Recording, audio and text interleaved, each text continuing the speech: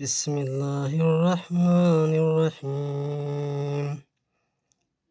تبارك الذي بيده الملك وهو على كل شيء قدير، الذي خلق الموت والحياة ليبلوكم أيكم أحسن عملا وهو العزيز الغفور، الذي خلق 7 سماوات طباقا ما ترى في خلق الرحمن من تفاوت فارجع البصر هل ترى من فطور ثم ارجع البصر كرتين ينقلب إليك البصر خاسئا وهو حسير،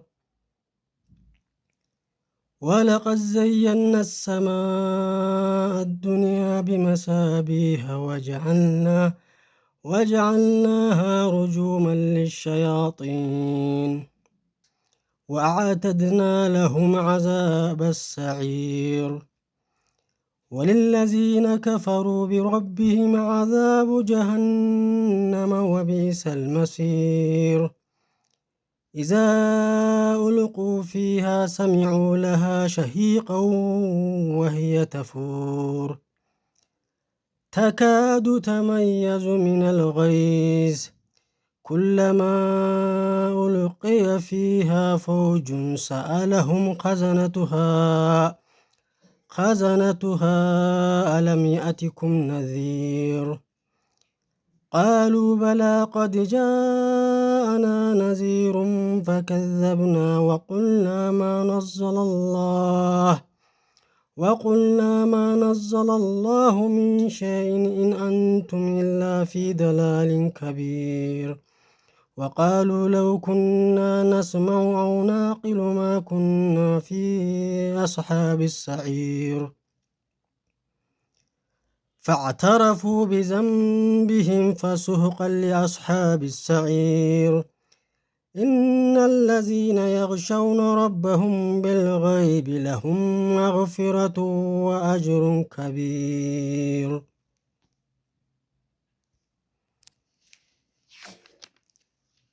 وأسروا قولكم أو اجهروا به إنه عليم بذات الصدور. ألا يعلم من خلق وهو اللطيف الخبير. هو الذي جعل لكم الأرض ذلولا فامشوا في مناكبها وكلوا من رزقه وإليه النشور. أأمنتم من في السماء أن يخسف بكم الأرض فإذا هي تمور أم أمنتم من في السماء أن يرسل عليكم حاسبا فستعلمون كيف نذير. ولقد كذب الذين من قبلهم فكيف كان نكير. أولم يروا إلى الطير فوقهم صافات ويقبضن ما يمسكهن إلا الرحمن إنه بكل شيء بصير. أمن هذا الذي هو جند لكم ينصركم من دون الرحمن إن الكافرون إلا في غرور. أمن هذا الذي يرزقكم إن أمسك رزقه بل لجوا في عتو ونفور. أفمن يمشي مكبا على وجهه أهدى أمن يمشي سويا على صراط مستقيم.